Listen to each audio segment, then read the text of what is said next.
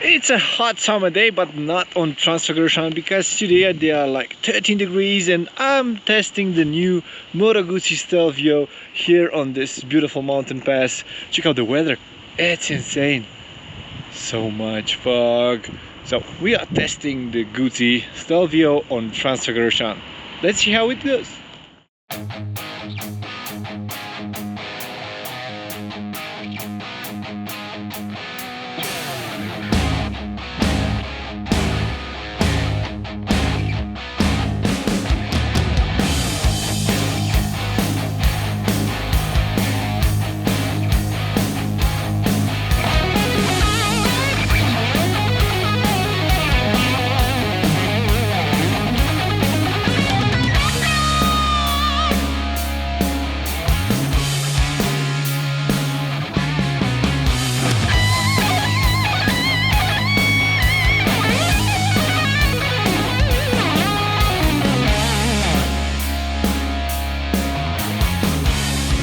The weather is not that beautiful, but it's always a pleasure to ride on Transfagarasan. This time the Stelvio, it's the mule that I have to push on to the limit on this beautiful mountain roads here in the Carpathian Mountains in Romania.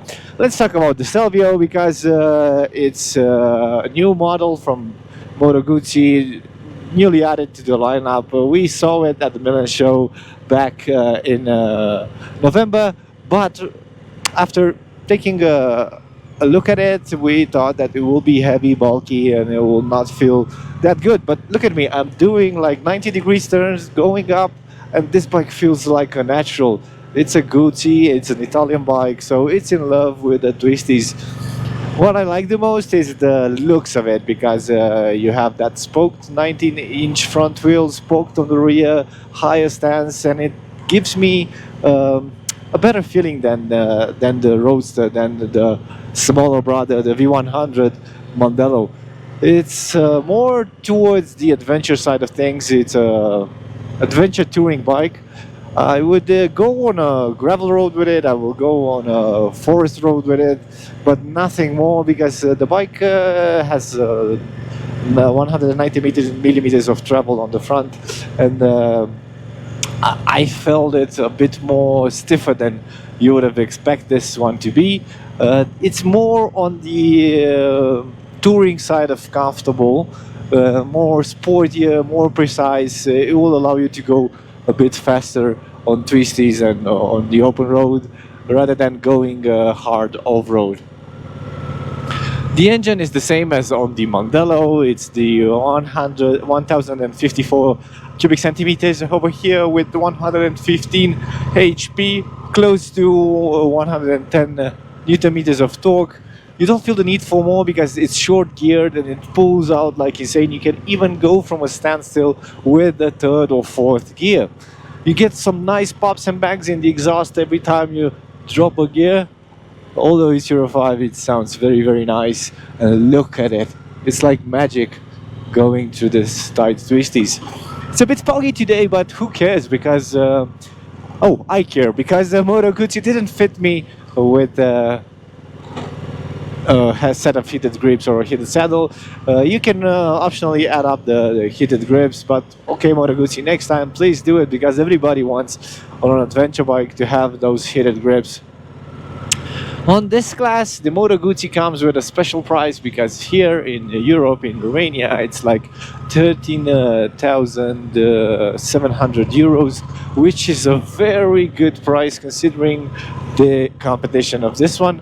Every bike that you can go for in this class, it's close to 15 or 16,000, so it leaves you a lot more room to add up the luggage and the optionals.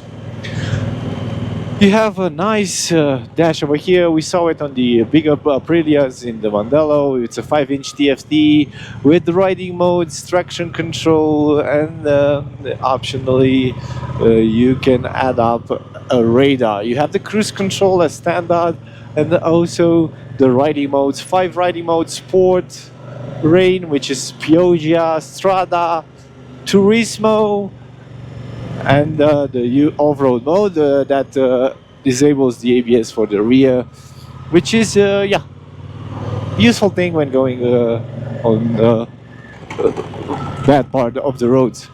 The suspension, as I said, it's not that comfy. It's more on the sportier side. It allows me to go very fast. But considering Transfagarasan doesn't have the best pavement in the world, I can feel some bumps, and it's not annoying. But oh, the fog is coming here. It's getting more and more dense.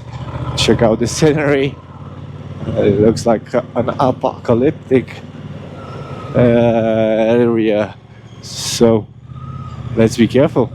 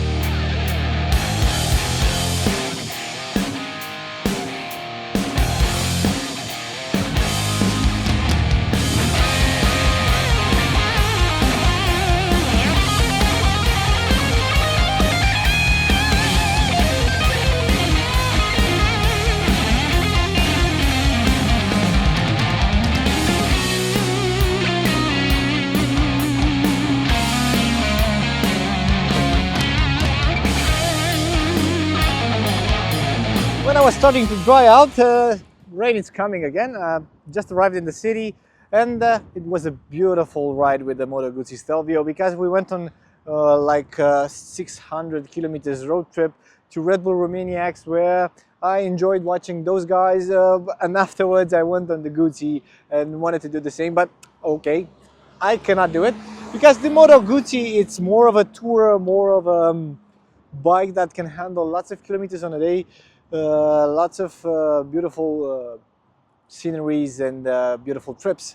Let's talk about the riding position, because it's a very important aspect when it comes to this kind of bikes. You have this upright position with the legs not very crouched, it's super relaxed. You have some rubber cushion on the foot pegs, so it will get some vibrations out from your legs. Also some cushions here for the handlebar that will help with the vibrations. Hand guards, wind deflectors here in the front that are doing a very good job. I will say that this is the perfect width when it comes to a rider like me, but the windshield, when it's in the high up position, it will create some buffeting, especially when we're talking about my height of 6 foot or 6 foot plus. So you can adjust it in the higher position. It's very easy to do it. It's electrical. You can action it by just pressing the button. This is a very nice feature to have. The saddles are very nice finished over here with the stitching. It's gray. They look very beautiful.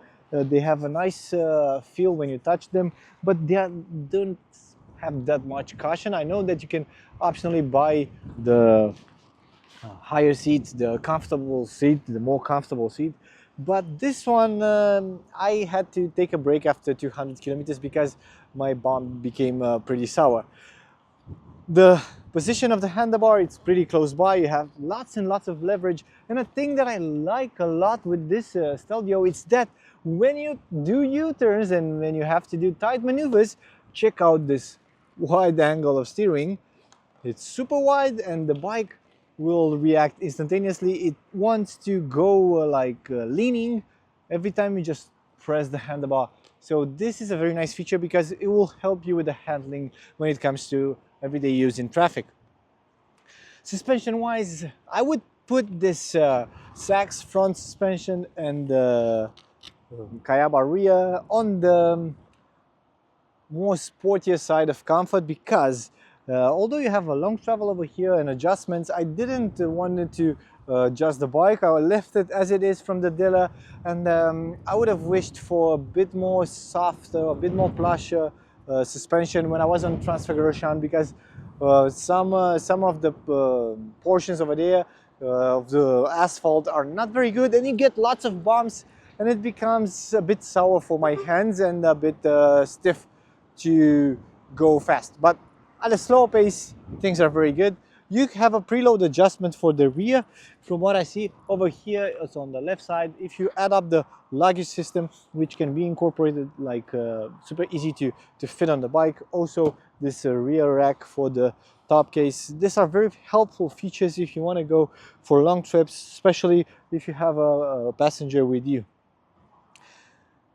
Regardless of any condition that I've went to, like rain, fog, even mist or something from the trucks on the highway, this bike reacted very nice. The pace was super incredible. I was like faster than I thought I would be on a daily basis with a bike like this, because I went like 100 kilometers an hour when it was raining cats and dogs on the highway. I was like 50 kilometers an hour on twisties with this one.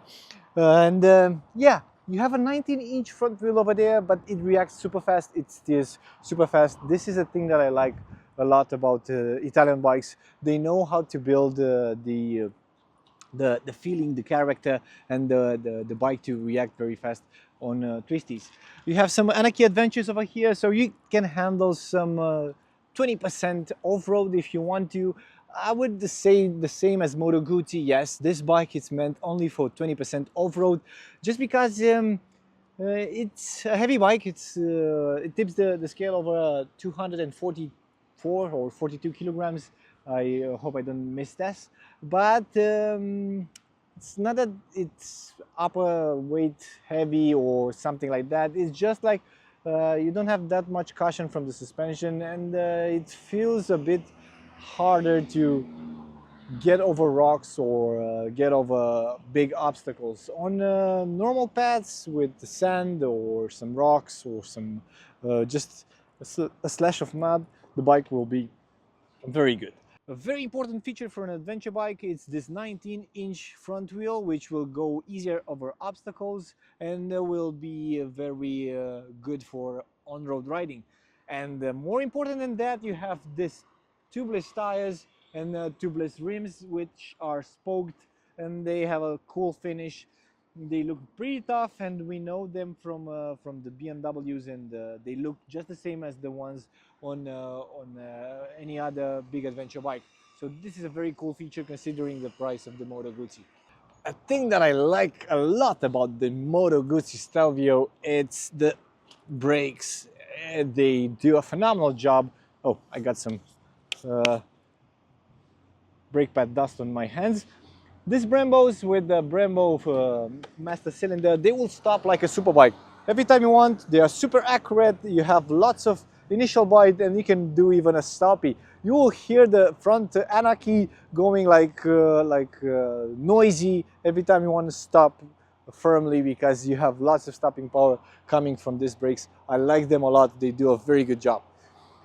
Let's talk about the heating, because the heating might be a problem, because you have this side of the engine, the cylinders coming out left and right, and they will get some heat towards your legs, especially on a sunny day like I had on Monday, 35 degrees outside. I was feeling the heat coming from the engine, especially when the fan kicked in, because this is a liquid cooled engine.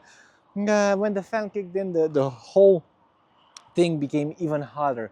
But I was in the city and I couldn't go like 50 or more than 40 kilometers an hour in traffic, so I can cool down. Rather than that, sitting at a stoplight, it's not very pleasant. But hey, let's face it, nobody buys this bike to go every day in the city for commuting. You have lots of electronics on this one. You have quick shifter optionally. You can get the electronic adjustable suspension if you want to. This one, it's stock, it's the base model. It costs only 13,700. So this is the special thing about this bike. You have lots of rider aids like the traction control, the ABS, the ride-by-wire throttle. You get the Mia that you can connect with your phone, and you use the dash to see who's calling you, to pair it with your communication, with your intercom. On the optional list, you can also get a radar for the front and radar for the rear, which will let you know through the mirrors if you have somebody behind you. And also optionally, you can get the suspensions, which are electronically adjustable. So if you want to spend more money, you can get some more cool features with this Moto Guzzi. So everything that you need nowadays you have on this bike, but the special thing about it is that it can handle lots of kilometers of touring. And let's put it like this: in a market where everybody builds like proper enduro and touring bikes, like the Africa Twin, which is the direct competition. But this one, this Moto Guzzi comes in with a special feeling, and most important, rather than the special feeling, you have that very good price for it. So it's a bang for the buck. It does a very good job, and it looks very, very good. Let's face it, the Guzzi has the style, the Italian style, that will make you draw when you see it on the mountain passes. And even if you see it on the parking lot, you want to take a photo of it because it looks very, very good, especially in my opinion. Man, I love it. I love the way they left the engine like this to see every part moving. I don't know how good it is if you go off-road to get some dirt on the alternator that you can see through here, or anywhere else. I got the bike real dirty because yesterday it was super rainy and super bad weather while riding. Let's put it as a conclusion. I think this bike reminds me a lot about the BMW R1200 GS, but this one, it's liquid cooled and it has all the electronics that you need. So it feels reliable, it feels tough, it feels like a serious bike, and it reacts very nice on twisties. Overall, I liked it a lot, and I have to say, in my opinion, this is one of the bikes to consider if you want to go touring and you have a limited budget. Thanks for seeing this video, and don't forget to subscribe. I would like to see your comments in the section underneath here. Don't forget to subscribe again, and see you guys.